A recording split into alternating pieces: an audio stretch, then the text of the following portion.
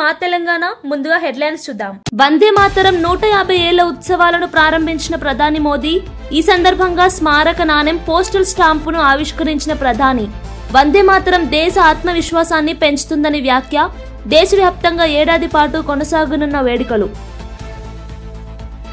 రాష్ట్రానికి, హైదరాబాద్ కు కాంగ్రెస్ పాలన గ్రహణంలా పట్టిందన్న కేటీఆర్. తమ 10 ఏళ్ల పాలనలో హైదరాబాద్ అభివృద్ధి అప్రతిహతంగా సాగిందని వెల్లడి. 2 ఏళ్ల కాంగ్రెస్ పాలనలో నగరం కీర్తి మసకబారిందని విమర్శ.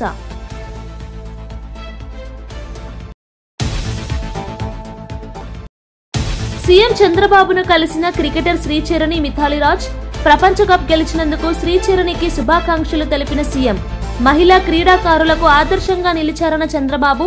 గన్నవరం విమానాశ్రయంలో శ్రీచరణికి ఘన స్వాగతం. వందే మాతరం 150 వసంతాల స్మారక వేడుకల్లో పాల్గొన్న కేంద్ర మంత్రి కిషన్ రెడ్డి, బీజేపీ రాష్ట్ర అధ్యక్షుడు రామచంద్రరావు, ఎంపీ లక్ష్మణ్. జాతీయ జెండాలతో తరలివచ్చిన వివిధ పాఠశాల విద్యార్థులు. స్వాతంత్ర్య ఉద్యమంలో వందే మాతరం స్ఫూర్తిగా నిలిచిందన్న రామచంద్రరావు. రాజమౌళి, మహేష్ బాబు సినిమా నుంచి కీలక అప్డేట్. SSMB 29లో నటిస్తున్న పృథ్వీరాజ్ సుకుమారన్ ఫస్ట్ లుక్ విడుదల. కుంభ అనే ప్రతినాయకుడి పాత్రలో మలయాళ స్టార్ అభిమానులను ఆకట్టుకుంటున్న క్రూరమైన లుక్. అమరావతిలోని సీఎం క్యాంపు కార్యాలయంలో మహిళా క్రికెట్ ఛాంపియన్లు శ్రీచరణి, మాజీ కెప్టెన్ మిథాలీ రాజ్లను ముఖ్యమంత్రి చంద్రబాబు, మంత్రి నారా లోకేష్లు ఘనంగా ఆహ్వానించారు. భారత మహిళా జట్టు వరల్డ్ కప్ గెలవడం దేశ గర్వకారణమని సీఎం అభినందించారు. మహిళా క్రీడాకారిణులు స్ఫూర్తిగా నిలుస్తున్నారని, వారి కృషి మహిళా సాధికారతకు ప్రతీకగా ఉందని అన్నారు. గన్నవరం ఎయిర్పోర్ట్లో మంత్రి Anitha, Savitha, Sandhyarani, shop chairman Animini Ravi Naidu, AC అధ్యక్షుడు కేసినేని చిన్ని ఘన స్వాగతం పలికారు. ఈ సందర్భంగా శ్రీచరణి వరల్డ్ కప్ గెలిచిన అనుభవాలను పంచుకుంటూ రాష్ట్ర ప్రభుత్వ ప్రోత్సాహానికి ధన్యవాదాలు తెలిపారు. సీఎం మహిళా క్రికెటర్లకు ప్రత్యేక ప్రోత్సాహక పథకాలను అమలు చేస్తాం. జూబ్లీహిల్స్ ఉప ఎన్నికల ప్రచారంలో భాగంగా టీవీ సీరియల్ ఫెడరేషన్ సభ్యులతో సమావేశమైన మంత్రి పొన్నం ప్రభాకర్ వారి సమస్యలను త్వరగా పరిష్కరించేందుకు కట్టుబడి ఉన్నామని తెలిపారు. కాంగ్రెస్ అభ్యర్థి నవీన్ యాదవ్ కు మద్దతు ప్రకటించిన టీవీ సీరియల్ ఫెడరేషన్ కు మంత్రి ధన్యవాదాలు తెలిపారు. స్థానిక శాసనసభ్యులు పట్టించుకోకపోవడంతో ఇబ్బందులు ఎదురవుతున్నాయని పేర్కొన్నారు. ప్రజాపాలన ప్రభుత్వంగా మీ మాటలు వినడానికి మేము సిద్ధమని హామీ ఇచ్చారు. ఇండస్ట్రీ అభివృద్ధికి, టెక్నాలజీ మార్పులకు అనుగుణంగా కొత్త చర్యలు తీసుకుంటామని ప్రకటించారు. టీవీ రంగానికి గౌరవం, గుర్తింపు పెంపు దిశగా ప్రభుత్వం పనిచేస్తుందని అన్నారు.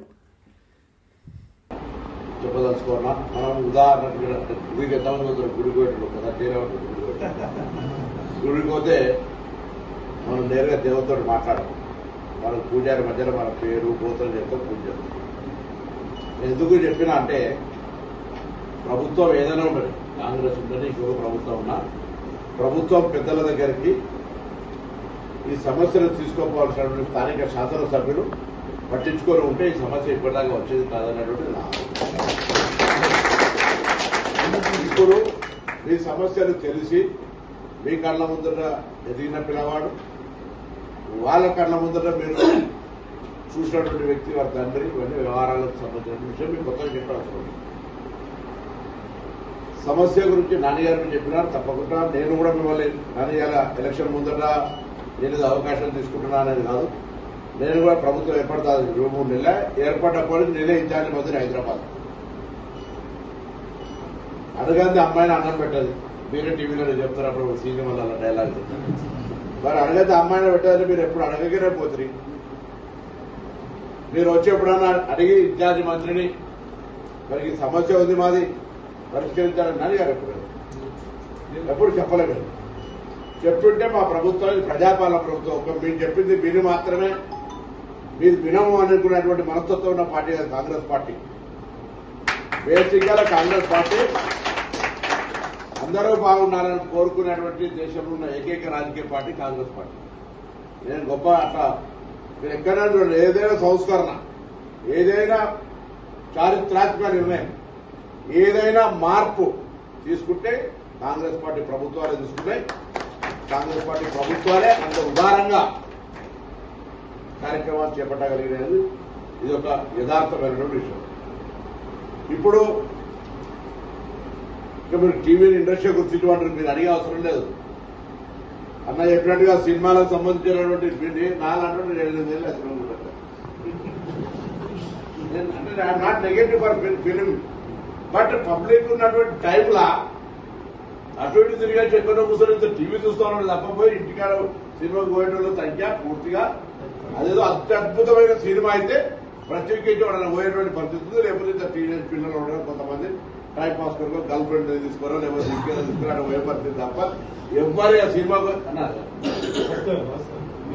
మీ జమానాల సినిమా ఈ జమానాల మీదే రాజ్యం. మీరు ఫస్ట్ ఇన్ఛార్జి తీసేయండి, మీరు గుర్తించేది మీరే. ఇలా భవిష్యత్తుకు సంబంధించినటువంటి 9 ఛానళ్లు లెక్క ఇంకా చెప్పిన ఓటీటీలు ఇట్లా అట్లా యూట్యూబ్లు వ్యవస్థ మారింది. ప్రేక్షకునికి సౌలభ్యం ఎప్పుడంటే అప్పుడు ఆన్ చేసుకొని ఆఫ్ చేసుకొని మళ్ళీ గంట తర్వాత చూసేటువంటి పరిస్థితి, రికార్డ్ చేసుకొని తర్వాత వస్తే యూట్యూబ్ లో చూసే పరిస్థితి. ఇదంతా అప్పటికిప్పటికి టెక్నాలజీ మారింది, వ్యవస్థ మారింది, అన్ని రకాలుగా ఉంది. దాన్ని మనం అడ్వాంటేజ్ తీసుకొని ఇండస్ట్రీ పెరుగుదలకు, మేము టీవీ ఇండస్ట్రీ పెరుగుదలకు తప్పకుండా అంత మంచి మంచి ఆర్టిస్టులు ఇప్పుడు చాలా చూస్తా ఉన్నాం. నేషనల్ లెవెల్లో అనేక లాంగ్వేజెస్ లో చాలా చూస్తా ఉన్నాం. పెద్ద పెద్ద వ్యవస్థల బిజినెస్ కూడా అట్లే చేస్తున్నటువంటి వ్యవస్థ ఉంది. సో డెఫినెట్లీ ఇండస్ట్రీకి గుర్తింపు ఇవ్వాల్సిందే. మీరు అడుగుతున్నటువంటి అన్ని అంశాలతో నేను మీకు వాగ్దానం చేస్తా ఉన్నా.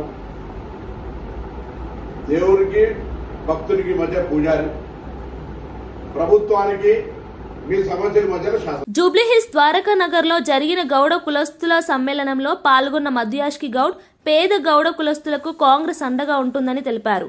నవీన్ యాదవ్ అందరికీ అందుబాటులో ఉండే నాయకుడని, ఆయనను పెద్ద మెజార్టీతో గెలిపించాలని పిలుపునిచ్చారు. కాంగ్రెస్ ప్రభుత్వం బలహీన వర్గాల సంక్షేమానికి కట్టుబడి ఉందని అన్నారు. గౌడ సమాజం రాజకీయంగా ఐక్యంగా ఉండాలన్న పిలుపునిచ్చారు. ఈ సమ్మేళనంలో గౌడ కులస్తులు పెద్ద సంఖ్యలో పాల్గొని నవీన్ యాదవ్ విజయానికి మద్దతు ప్రకటించారు.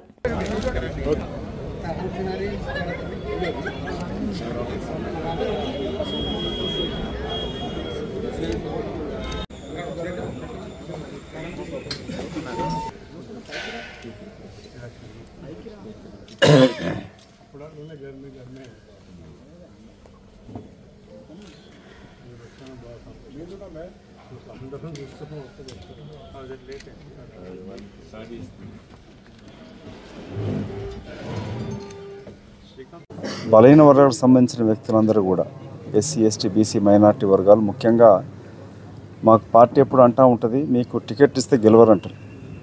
సో ఇవాళ ఎస్పెషల్లీ ఈ వీకర్ సెక్షన్స్ బీసీల మీద పూర్తి బాధ్యత. రేపు అధినాయకత్వంతో కొన్ని సమస్యలు ఉన్నాయి మాట్లాడడానికి. మా గౌడ కులస్తులు కూడా ఇబ్బందులు ఉన్నాయి. అవన్నీ పరిష్కరించాలంటే ప్రభుత్వం పరిష్కరిస్తుంది. ఇక్కడ రాష్ట్రంలో ఇన్ఛార్జ్, హైదరాబాద్ ఇన్ఛార్జ్ మంత్రిగా పొన్నం ప్రభాకర్ గౌడ్ ఉన్నాడు, రాష్ట్ర అధ్యక్షుడు మహేష్ కుమార్ గౌడ్ ఉన్నాడు. నేను క్యాంపెయిన్ కమిటీ చైర్మన్గా కూడా డైరెక్ట్ ముఖ్యమంత్రి గారితో మాట్లాడి పరిష్కరించుకునేంత సత్తా ఉన్నది. కాబట్టి మా గౌడ కులస్తులనే కాకుండా మిగతా బడుగు బలహీన వర్గాల, మైనార్టీ వర్గాలను కూడా మేము కోరుకునేది, రేపటి జరగబోయే ఎన్నికలలో ఏ సమస్య ఉన్నా పరిష్కరించేది ప్రభుత్వం. కాబట్టి ప్రభుత్వమే మేము ముందుకు వస్తుంది, ముఖ్యమంత్రి మేము ముందుకు వచ్చి అడుగుతూ ఉన్నాడు. కాబట్టి నవీన్ యాదవ్ని ఒక యువకుడికి గెలిపిస్తే 24 గంటలు అందుబాటులో ఉంటాడు, అభివృద్ధికి ముఖ్యమంత్రిగా తోడుగా పనిచేస్తాడు. బీజేపీ డబుల్ ఇంజన్ అని మాట్లాడుతూ ఉంటుంది. ఇక్కడ నిజంగానే డబుల్ ఇంజన్ లాగా పనిచేయాలనంటే ఎమ్మెల్యే కూడా కాంగ్రెస్ పార్టీ అయ్యి ఉంటే ఇక్కడ జూబ్లీహిల్స్లో కూడా త్వరితగతిన అభివృద్ధి కార్యక్రమాలు కూడా జరుగుతాయి. సో మీ ద్వారా, మీడియా మిత్రుల ద్వారా జూబ్లీహిల్స్ యొక్క ఓటర్ మహాశయులకు విజ్ఞప్తి, మీరు ఒక అవకాశం ఒక యువకుడికి నవీన్ యాదవ్కి ఇవ్వండి. ముఖ్యమంత్రి రేవంత్ రెడ్డి గారి యొక్క కృషిని, ఇంకా ఈ అభివృద్ధి కొరకు పనిచేస్తున్న తీరుని కొనసాగించాలంటే వారికి మద్దతుగా మీరు ఇక్కడ కాంగ్రెస్ పార్టీ అభ్యర్థిని గెలిపించండి. బడుగు బలహీన వర్గాలకి, ఎస్సీ, ఎస్టీ, బీసీ వర్గాలకి కులగణన జరిపి న్యాయం చేకూర్చే రీతిలో ఈ కాంగ్రెస్ పార్టీ ప్రభుత్వం పనిచేస్తుంది. కాబట్టి రాహుల్ గాంధీ గారి ఆదేశానుగుణంగా రేవంత్ రెడ్డి గారు పనిచేస్తారు. ఎస్పెషల్లీ మా బీసీ వర్గ ప్రతి ఒక్కరికి నా విజ్ఞప్తి, నేను ఒక బీసీ వర్గకు సంబంధించిన నాయకుడిగా ఈ ప్రభుత్వం మన ప్రభుత్వం, ఈ ప్రభుత్వం తీసుకురావడంలో మనందరి కృషి ఉన్నది. ఈ కాంగ్రెస్ పార్టీ రేవంత్ రెడ్డి గారు ముఖ్యమంత్రి ప్రభుత్వం మనది. కాబట్టి దీన్ని రక్షించుకోవడానికి కొరకు జూబ్లీహిల్స్ ఎన్నిక అత్యంత కీలకం. ఇది ఆషామాషిగా తీసుకోకుండా కాంగ్రెస్ పార్టీ అభ్యర్థిని గెలిపించాలని మా మీడియా మిత్రుల ద్వారా జూబ్లీహిల్స్ ఓటర్ మహాశయులకు మా విజ్ఞప్తి. జూబ్లీహిల్స్ అసెంబ్లీ ఉప ఎన్నికల ప్రచారంలో భాగంగా రహమత్ నగర్ డివిజన్లో పాదయాత్ర నిర్వహించిన మల్కాజ్గిరి ఎంపీ ఈటెల రాజేందర్ ప్రజలతో మమేకమయ్యారు. ప్రజలు 2 ప్రధాన పార్టీల పాలనపై తీవ్ర అసంతృప్తిగా ఉన్నారని, బీఆర్ఎస్ 10 ఏళ్లు పాలించినా అభివృద్ధి జరగలేదని, కాంగ్రెస్ 2 ఏళ్లలో ఇచ్చిన హామీలు నెరవేర్చలేదని విమర్శించారు. ప్రజలు ఇప్పుడు నిజమైన ప్రత్యామ్నాయంగా బీజేపీ వైపు చూస్తున్నారని తెలిపారు. హంగులు లేకుండా ప్రజల నమ్మకంతో గెలుస్తామని అన్నారు.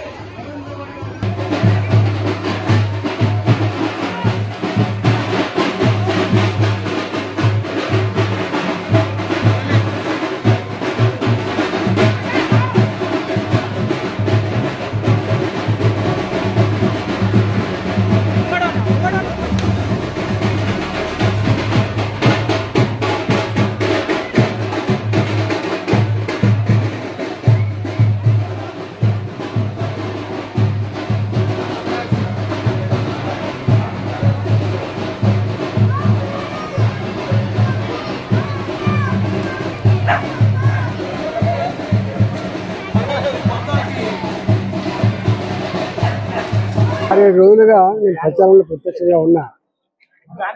ఈ డివిజన్లో ఏ ఇంటికి పోయినా కూడా కాంగ్రెస్ పార్టీకి బీఆర్ఎస్ పార్టీకి బయట ఆర్భాటం కనపడుతున్నప్పటికీ ఓటు మాత్రం బీజేపీకి వేస్తామనేటువంటి మాట చెప్తా ఉన్నారు. రెండవది, గతంలో 10 సంవత్సరాలు బీఆర్ఎస్ పార్టీ పాలిస్తే మాకు ఏం ఒరగబెట్టింది లేదు. 2 ఏళ్ళు అవుతుంది కాంగ్రెస్ పార్టీ అధికారంకి వచ్చి.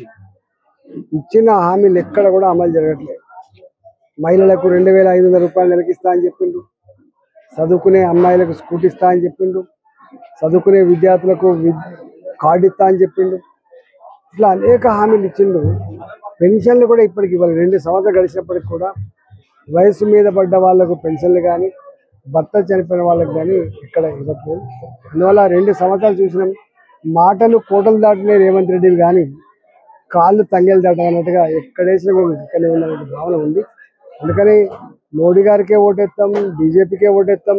రాబోయే కాలంలో వాళ్ళని చూసినాం, వీళ్ళని చూసినాం, బీజేపీకి ఓటేయాలని చెప్పి అనుకుంటున్నట్టుగా కనపడతా ఉంది. కాబట్టి డెఫినెట్గా ఆర్భాట లేకపోయినా అనుకూలమైన వాతావరణం మాత్రం మా ఎమ్మెల్యే సాబ్ మాట్లాడారు. 11వ తారీఖున జరగబోయే జూబ్లీహిల్స్ ఎన్నిక వందే మాతరం గేయం దేశమాత పట్ల భక్తి, సాధన, ఆరాధనకు ప్రతీక అని ప్రధాని నరేంద్ర మోదీ అన్నారు. ఈ గేయం మనలను ఇతిహాసాల గాథల్లోకి తీసుకెళ్తుందని, దేశభక్తి స్ఫూర్తి నింపుతుందని పేర్కొన్నారు. వందే మాతరం శబ్దం ప్రతి భారతీయుడు హృదయంలో ఆత్మవిశ్వాసం, దేశ ప్రేమను పెంచుతుందని చెప్పారు.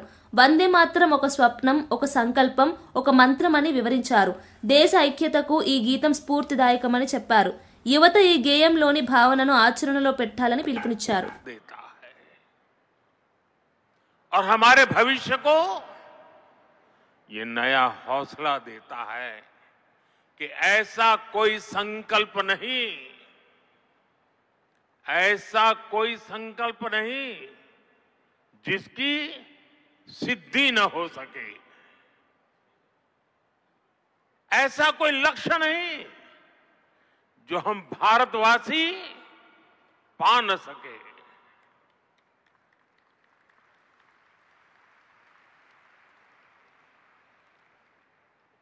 साथियों, वंदे मातरम के सामूहिक गान का ये अद्भुत अनुभव, ये वाकई अभिव्यक्ति से परे है। इतनी सारी आवाजों में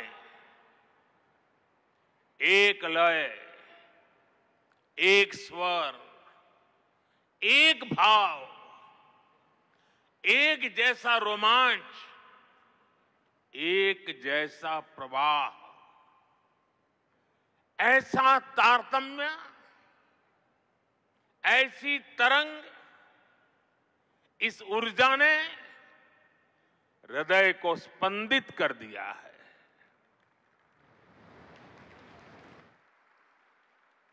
भावनाओं से भरे इसी माहौल में मैं अपनी बात को आगे बढ़ा रहा हूं। मंच पर उपस्थित कैबिनेट के मेरे सहयोगी गजेंद्र सिंह शेखावत, दिल्ली के उपराज्यपाल वीके सक्सेना, मुख्यमंत्री रेखा गुप्ता जी, अन्य सभी महानुभाव,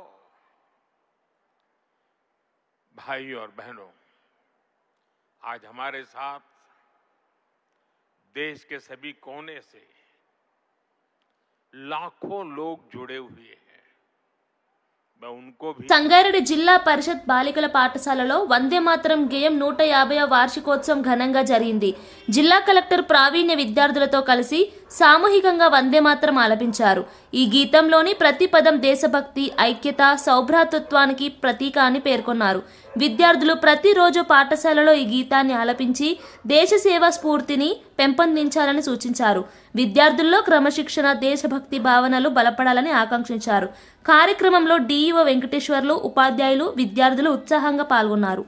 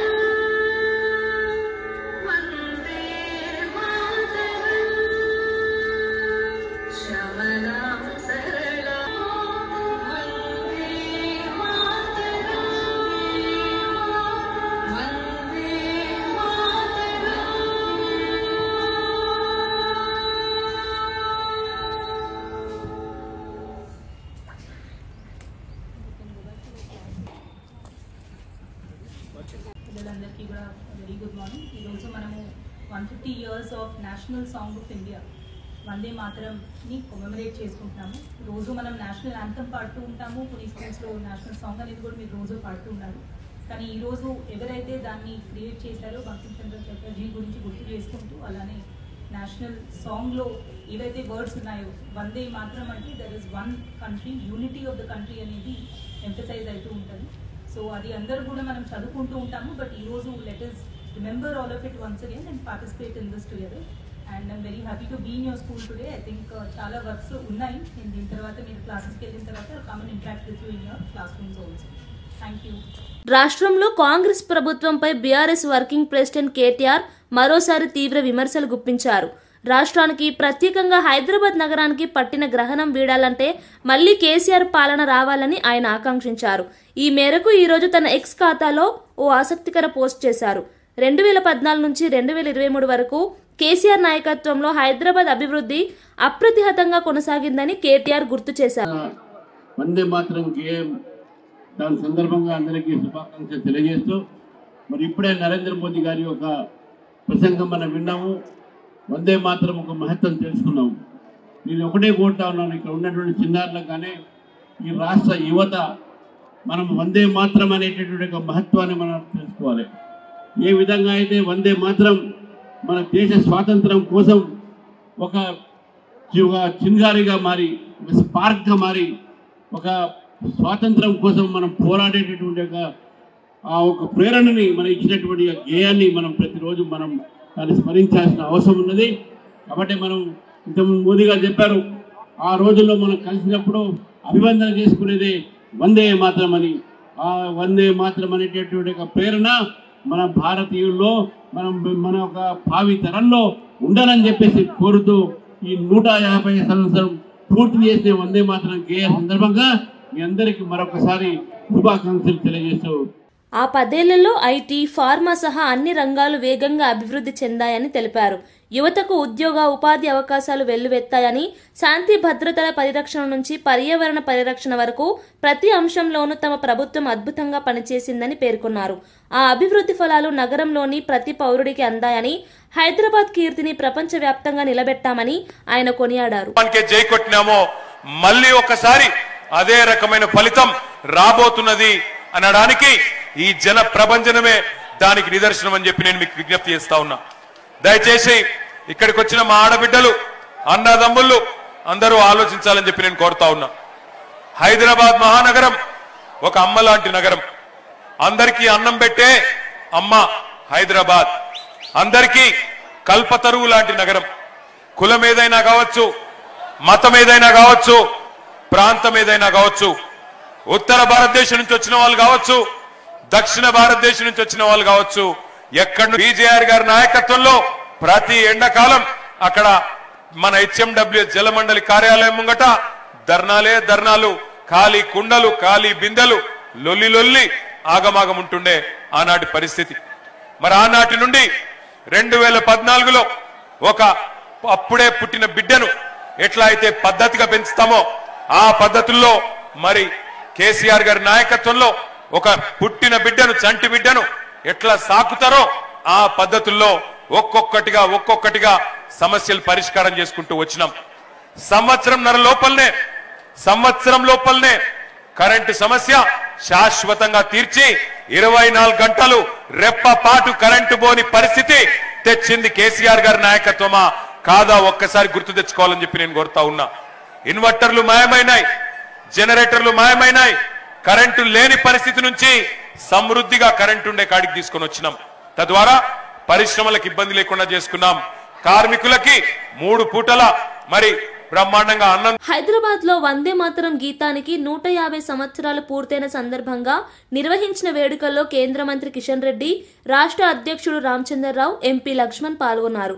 స్వాతంత్ర ఉద్యమానికి వందే మాతరం గేమ్ స్ఫూర్తినిచ్చిందని రామచంద్రరావు పేర్కొన్నారు. వివిధ పాఠశాలల విద్యార్థులు, ఎన్సీసీ వాలంటీర్లు, బీజేపీ శ్రేణులు జాతీయ జెండాలతో పాల్గొని దేశభక్తి నినాదాలతో మార్మోగించారు. ప్రతి పౌరుడు వందే మాతరం గేయాన్ని గౌరవంగా పాటించాలని పిలుపునిచ్చారు. వందే మాతరం గేయం దాని సందర్భంగా అందరికీ శుభాకాంక్షలు తెలియజేస్తూ మరి ఇప్పుడే నరేంద్ర మోదీ గారి ఒక ప్రసంగం మనం విన్నాము. వందే మాతరం ఒక మహత్వం తెలుసుకున్నాము. నేను ఒకటే కోరుతా ఉన్నాను, ఇక్కడ ఉన్నటువంటి చిన్నారులకు కానీ ఈ రాష్ట్ర యువత మనం వందే మాత్రం అనేటటువంటి ఒక మహత్వాన్ని మనం తెలుసుకోవాలి. ఏ విధంగా అయితే వందే మాత్రం మన దేశ స్వాతంత్రం కోసం ఒక చింగారిగా మారి, ఒక స్పార్క్గా మారి, ఒక స్వాతంత్రం కోసం మనం పోరాడేటటువంటి ఒక ప్రేరణని మనం ఇచ్చినటువంటి గేయాన్ని మనం ప్రతిరోజు మనం దాన్ని స్మరించాల్సిన అవసరం ఉన్నది. కాబట్టి మనం ఇంతకుముందు మోదీ గారు చెప్పారు, ఆ రోజుల్లో మనం కలిసినప్పుడు అభివందన చేసుకునేదే వందే మాతరం అని. ఆ వందే మాతరం అనేటటువంటి ఒక ప్రేరణ మన భారతీయుల్లో మన ఒక భావి తరంలో ఉండాలని చెప్పేసి కోరుతూ ఈ 150 సంవత్సరం పూర్తి చేసిన వందే మాతరం గేయ సందర్భంగా మీ అందరికీ మరొకసారి శుభాకాంక్షలు తెలియజేస్తూ ప్రతిపక్షంలో ఉన్నప్పుడు ఆర్టీఐ చట్టాన్ని అడ్డం పెట్టుకుని ప్రజలను బ్లాక్మెయిల్ చేసిన రేవంత్ రెడ్డి ఇప్పుడు ముఖ్యమంత్రిగా కూడా అదే తీరును కొనసాగిస్తున్నారని మాజీ మంత్రి హరీష్ రావు తీవ్రంగా విమర్శించారు. ఫీజు రియంబర్స్మెంట్ అడుగుతున్న కాలేజీలపై పోలీసులతో దాడులు చేయించి యాజమాన్యాలను భయపెడుతున్నారని ఆరోపించారు. విద్యా సంస్థలపై ఇలాంటి ఒత్తిడి చర్యలు ప్రజాస్వామ్య విలువలకు విరుద్ధమని అన్నారు. రేవంత్ పాలనలో ప్రజలు భయభ్రాంతులకు గురవుతున్నారని హరీష్ వ్యాఖ్యలు రాజకీయం హాట్ టాపిక్ గా మారాయి. ముఖ్యమంత్రిగా కూడా ఈరోజు బ్లాక్మెయిల్ చేస్తున్నాడు రేవంత్ రెడ్డి పాలన. ఇవాళ ఉదాహరణకు మీరు చూడండి, ఫీజు రియంబర్స్మెంట్ రాలేదు అని కాలేజీలు 2 సంవత్సరాల నుంచి కాళ్ళ చెప్పులు అరిగేలా ప్రభుత్వం చుట్టూ తిరిగారు. మంత్రులను కలిశారు, ముఖ్యమంత్రిని కలిశారు, అధికారులను కలిశారు. ఇంకా మేము మా ఉద్యోగుల జీతాలు ఇవ్వలేకపోతున్నాము, కరెంట్ బిల్లులు కట్టలేకపోతున్నాము, ఈ కాలేజీలు మేము నడపలేము అని నిరవధిక సమ్మెకు కాలేజీలు పోయారు.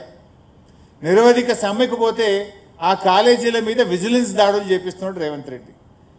పోలీసులను పంపించి కాలేజీల యాజమాన్యాన్ని భయభ్రాంతులకు గురి చేస్తున్నాడు రేవంత్ రెడ్డి. పైసలు ఇయ్యవైతివి, కనీసం సమ్మె చేసే హక్కు కూడా. అమరావతిలో మీడియా సమావేశం నిర్వహించిన గృహ నిర్మాణ ఐఎన్పిఆర్ శాఖ మంత్రి కొలుసు పార్థసారథి జగన్ ప్రభుత్వాన్ని తీవ్రంగా విమర్శించారు. 5 ఏళ్లలో చేసిన మంచి పనులేమీ చూపలేకపోతున్న జగన్ ఇప్పుడు క్రెడిట్ దోచుకోవడానికి ప్రయత్నిస్తున్నాడని అన్నారు. ప్రజల నిధులను దోపిడీ చేసిన ప్రభుత్వంగా వైఎస్ జగన్ పాలనను వర్ణించారు. అభివృద్ధి అనే పేరు చెప్పుకుంటూ అవినీతిని పెంచారని విమర్శించారు. రాష్ట్రాన్ని అప్పులమయంగా మార్చిన జగన్ కి ప్రజలు సమాధానం చెబుతారని పార్థసారథి హెచ్చరించారు. చదివే వరకు 1 నుంచి ఇంటర్మీడియట్ చదివే వరకు దాదాపు 10,090 కోట్ల రూపాయలని ఖర్చు పెట్టి చేస్తున్న విషయం మీకు తెలీదా అని చెప్పేసి నేను అడుగుతా ఉన్నాను. నేను మరి ఆఖరికి ఏదో మీరు ఒక్కళ్ళే భోజనం పెట్టినట్టు రండి, ఇప్పుడైనా మీ వైఎస్ఆర్సీపీ నాయకులు కానీ కార్యకర్తలు కానీ పంపిస్తే వారిని తీసుకెళ్ళి ఏ స్కూల్లో కావాలంటే ఆ స్కూల్లో భోజనం పెట్టిస్తాం, మేము కూడా మీతో పాటు కలిసి తింటాం.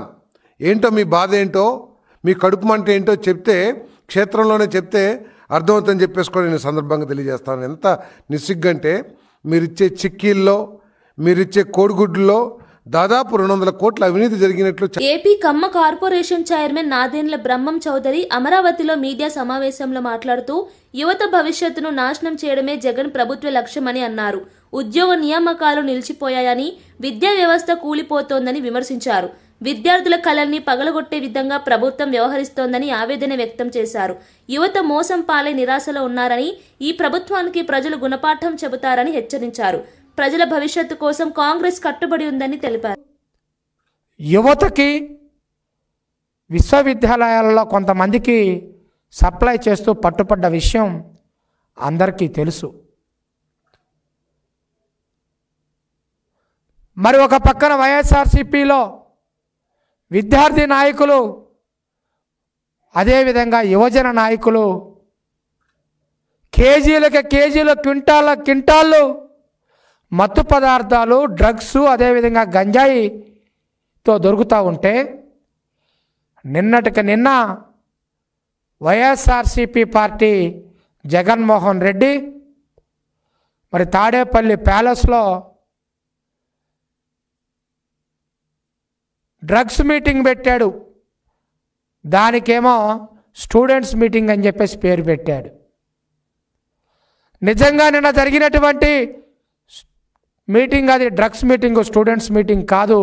ఆ మీటింగ్ కి హాజరైన వాళ్ళు. జూబ్లీహిల్స్ ప్రచారంలో ఎంపీ ధర్మపురి అరవింద్ చేసిన వ్యాఖ్యలు రాజకీయ వాతావరణాన్ని వేడెక్కించాయి.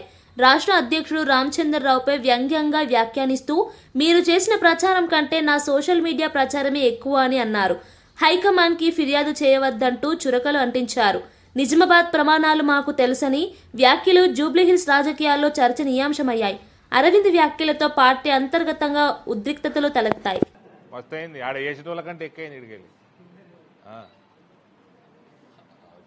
మా రామచంద్రరావు గారు, హలో, నేను మాట్లాడిన మాటలు నా సోషల్ మీడియా బలము ఆడ ఫిజికల్గా చేసిన దానికంటే ఎక్కువైతుంది ప్రచారం. ఓకే, కంప్లైంట్ లేకురు నా మీద. Our standard of Nizamabad BJP is much higher. I'm proud to say here is one of the product. Thank you. Janagama జిల్లా కలెక్టరేట్లో వందే మాతరం గేయానికి 150 సంవత్సరాలు పూర్తయిన సందర్భంగా ఘనంగా గీతాలాపన కార్యక్రమం జరిగింది. స్వాతంత్ర ఉద్యమంలో ప్రజల్లో జాతీయ స్ఫూర్తి నింపిన ఈ గేయాన్ని ఉద్యోగులు సామూహికంగా ఆలపించారు. ప్రభుత్వ ఆదేశాల మేరకు నిర్వహించిన ఈ కార్యక్రమంలో జిల్లా కలెక్టర్ రిజ్వాన్ బాషా షేక్, అదనపు కలెక్టర్లు పింకేష్ కుమార్, బెన్షలోం, వివిధ శాఖల అధికారులు, సిబ్బంది పాల్గొన్నారు. వందే మాతరం గీతం దేశభక్తి, ఐక్యతకు ప్రతీకగా నిలిచిందని అధికారులు పేర్కొన్నారు. ప్రతి ప్రభుత్వ కార్యాలయంలో దేశభక్తి భావన పెంపొందించడమే లక్ష్యమని కలెక్టర్ తెలిపారు.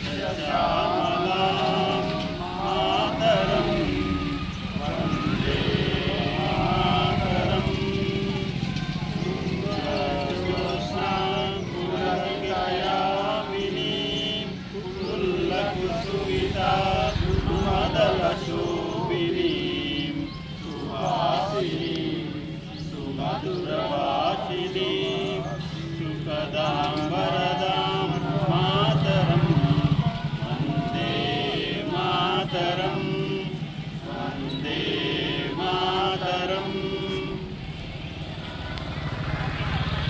ప్రపంచవ్యాప్తంగా సినీ ప్రియులు అత్యంత ఆసక్తిగా ఎదురుచూస్తున్న combination SS Rajamouli super star Mahesh Babu. వీరిద్దరి కలయికలో రాబోతున్న భారీ చిత్రం SSMB 29 నుంచి ఓ క్రేజీ అప్డేట్ వచ్చింది. ఈ సినిమాలో కీలక పాత్ర పోషిస్తున్న మలయాళ స్టార్ నటుడు పృథ్వీరాజ్ సుకుమారన్ కు సంబంధించిన ఫస్ట్ లుక్ ను చిత్ర బృందం తాజాగా విడుదల చేసింది. ఈ చిత్రంలో పృథ్వీరాజ్ కుంభ అనే పాత్రలో కనిపించనున్నారు. విడుదలైన పోస్టర్లో ఆయన లుక్ అత్యంత క్రూరంగా భయంకరంగా ఉంది. దీన్ని బట్టి చూస్తే ఈ చిత్రంలో మహేష్ బాబుకు దీటైన ప్రతినాయకుడిగా పృథ్వీరాజ్ నటించనున్నట్లు స్పష్టమవుతోంది. ఆయన పాత్ర సినిమాకు ప్రధాన ఆకర్షణగా నిలుస్తుందని ఫస్ట్ లుక్ తోనే రాజమౌళి చెప్పకనే చెప్పారు. బులెటిన్ ముగించే ముందు హెడ్లైన్స్ మరోసారి చూద్దాం. వందే మాతరం 150 ఏళ్ల ఉత్సవాలను ప్రారంభించిన ప్రధాని మోదీ. ఈ సందర్భంగా స్మారక నాణెం పోస్టల్ స్టాంపును ఆవిష్కరించిన ప్రధాని. వందే మాతరం దేశ ఆత్మవిశ్వాసాన్ని పెంచుతుందని వ్యాఖ్య. దేశవ్యాప్తంగా ఏడాది పాటు కొనసాగనున్న వేడుకలు. రాష్ట్రానికి హైదరాబాద్ కు కాంగ్రెస్ పాలన గ్రహణంలా పట్టిందన్న కేటీఆర్. తమ 10 ఏళ్ల పాలనలో హైదరాబాద్ అభివృద్ధి అప్రతిహతంగా సాగిందని వెల్లడి. 2 ఏళ్ల కాంగ్రెస్ పాలనలో నగరం కీర్తి మసకబారిందని విమర్శ.